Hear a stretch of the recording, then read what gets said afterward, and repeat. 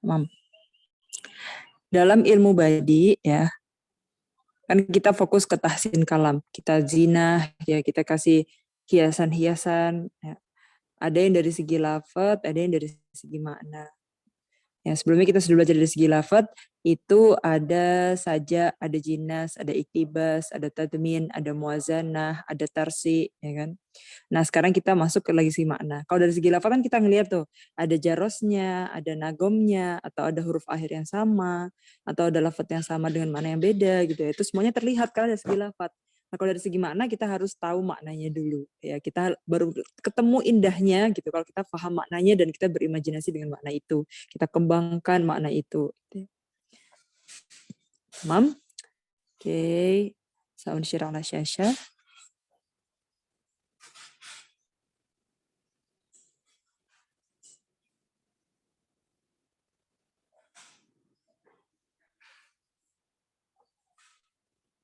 Muhasinat ma'nawiyah. Yang awal kita temukan adalah tauriyah. Oke. Mungkin sebelum masuk ke tauriyah akan cerita sedikit. Jadi tauriyah kan gini. Ceritanya ketika itu Nabi Muhammad sedang dikejar oleh kaum kafir Quraisy. Nah, kemudian beliau masuk ke dalam haudaj. Haudaj itu yang kayak tirai yang di atasnya unta gitu, kan ditutup gitu kan. Biasanya kalau adanya orang Arab itu mereka nggak akan membuka haudaj itu sembarangan gitu, boleh kalau di dalamnya nanti ibu-ibu atau perempuan gitu. Nah kemudian ada satu yang jadi sopir untanya itu, yang mengendarai untanya itu, ditanya oleh orang Quraisy gitu kan, datang gitu. Man fil haudaj gitu kan, siapa yang di dalam itu tirai atas unta itu gitu. Nah si Rokibnya ini yang ditanya ini, yang mengendarai untanya itu, dia jawab Al-Hadi gitu kan. Kalian tahu sendiri kan di Sohro, di padang pasir itu kan kayak nggak ada arah mana kanan, mana kiri, mana timur, mana barat gitu kan. Jadi kadang mereka kalau satu kafilah gitu, mereka butuh Al-Hadi, petunjuk gitu, yang mereka Al-Hadi ini orang-orang yang tahu arah mata angin, jadi mereka nggak akan tersesat. Misalkan perjalanan dari Mekah ke Madinah itu mereka udah tahu arah gitu, walaupun padang pasir kanan kiri depan belakang sama gitu kan, timur, tenggara, selatan semuanya sama gitu. Jadi butuh Al-Hadi itu petunjuk jalan gitu. Jalannya emang jalan beneran gitu, hakiki gitu. Nah tapi di mana lain dia punya taurnya makna yang bait dan itu murad adalah Al-Hadi di sini Rasul, karena Rasul kan petunjuk kita untuk fi dunia wal akhirah kan gitu kan.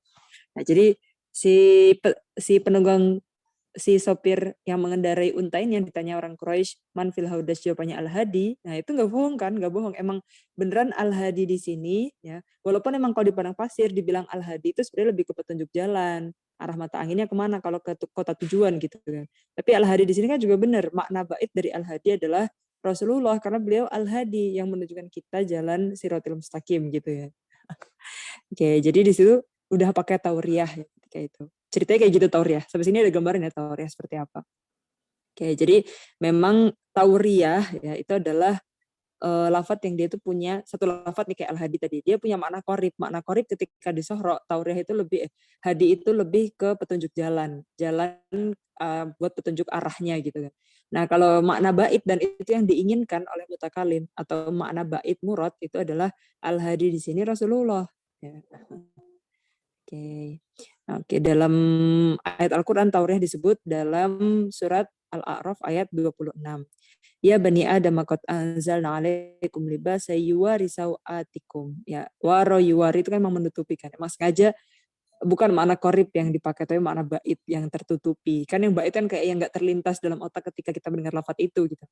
Wa tauriya fil badi antat tuqallaf dan lahu maknayan. Jadi lafaz itu harus punya dua makna. Ahaduhuma qarib dhahir wala turiduhu. Nah, makna yang pertama kan lafaz punya dua makna. Makna yang pertama itu yang qarib atau yang langsung terlintas dalam pikiran kita ketika kita mendengar lafaz itu gitu ya. Dan itu dhahir wadih gitu. Wala turiduhu tapi bukan itu yang diinginkan mutakallim. Wal akhar dan yang makna satu lagi kan dua makna nih. Bait khafi, maknanya itu bait dan enggak langsung dhahir gitu, tersembunyi. Wa huwal ladzi turidu, dan ini makna murad, makna yang kita inginkan atau makna yang diinginkan mutakallim. Ya, illa anaka tasturuhu. Ya, tapi itu emang kita sengaja tutup-tutupin gitu kan. Dan kita tutupi bil qorib al mutabadir min lafzihi. Kita tutupi dengan makna yang qorib dan itu langsung terlintas dalam otak ketika lafaz itu diucapkan. Ya. Oke.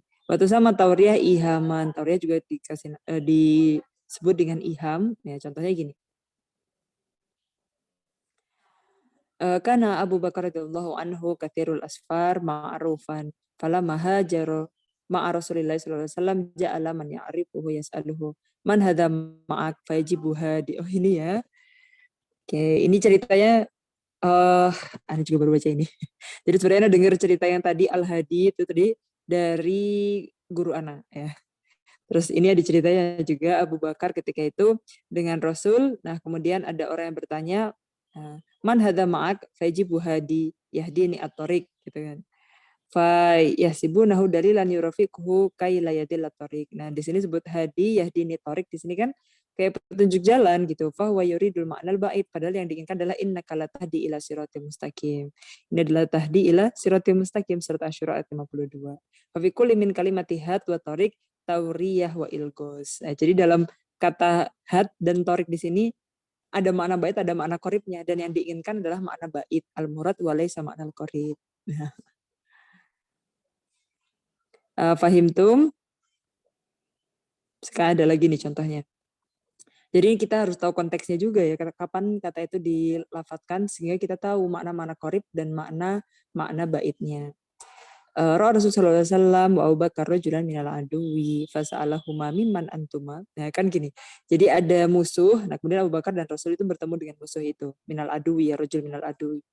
Kemudian rajul itu bertanya ke Rasul dan Abu Bakar, mimman antuma? Kalian dari mana? Gitu.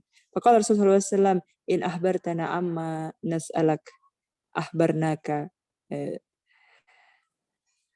Jadi kalau misalkan kalian memberi saya kabar, memberi kami khobar gitu ya. Amanas alaka, akan apa yang akan kami tanyakan, ahbarnaka, kami akan mengabarkan kamu. Kami dari mana kan gitu. Kabar dan ahbarahuma amma yuridani. Nah, kemudian setelah ada, jadi mau tukar kabar gitu. Kalau kamu akan menjawab apa yang kami tanyakan, kami juga akan menjawab apa yang kamu tanyakan gitu kan. Setelah itu ada pertanyaannya, qad ahbartukuma fa ahbaroni mimman antuma. Nah, saya sudah mengabarkan kalian apa yang kalian ingin dengar gitu kan. Dan sekarang coba kalian jawab kalian dari mana kan gitu. Fa aja Rasul menjawab nahnu min ma gitu kan. Kita dari ma gitu kan.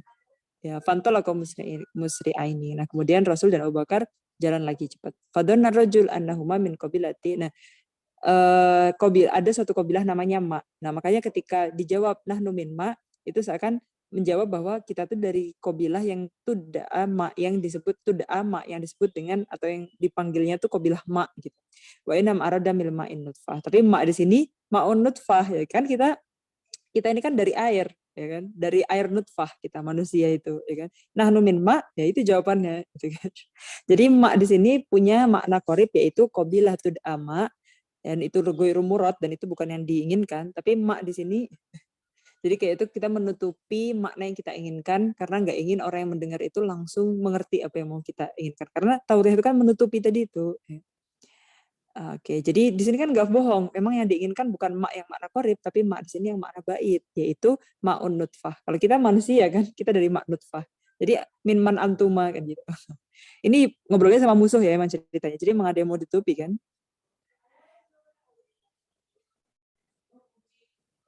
Al-farqu baina jinas wa tauriyah anal jinas. Ini jinas lagi ya. Oh ya, kan gini, jinas itu kan dia, kita tahu ya bahwa ini adalah alaqah antara lafat ya. Jinas itu antara dua lafat yang beda makna. Dua lafat beda makna ya. Contohnya yang sama itu Yahya li Yahya. Yahya dua lafat beda makna. Yahya yang pertama nama orang isem gitu kan, alam gitu. Yahya yang kedua li Yahya di sini fi'il gitu kan. Jadi dia dua lafat punya dua makna. Tapi kalau tauriyah satu lafat punya dua makna ya kan. Anna tauriyah, anal jinas lafdoni bisurah wahidah, lakin maknahuma muhtalif. Famasalan kal kusur wala kusur biha. Takarrarat kalimah wal al kusur marratain famakna fil ula jamak qasar ya, istana. Wa fi saniyah taksir, pembatasan gitu. Fal maknanya nih muhtalifatani wa muradani, dan dua-duanya di sini kusur punya murad sendiri, kusur yang kedua juga punya murad sendiri. Wal lafdoni takarrara bisurah wahidan itu diulang-ulang dengan satu bentuk kusur sama.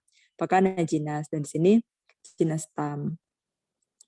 Nah, Ama tauriyah, nah sekarang bedanya tauriyah apa? Tauriyah kan dari segi maknanya, bukan lafadznya ya. Tauriyah, falafdun wahid lahu, satu lafadz aja, hadid, torik gitu, atau mak tadi kan.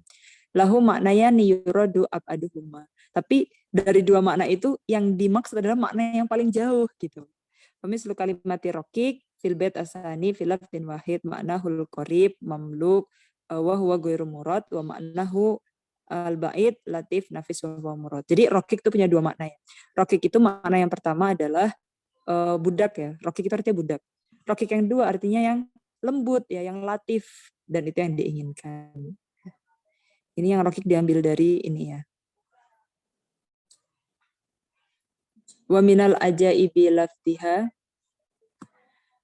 hurrun wa makna harokikun. Nah di sini makna harokik, di sini yang dimaksud adalah yang bait murad, yaitu yang latifun. Bukan rokik artinya mamluk atau budak. Fahimtum anitauriyah,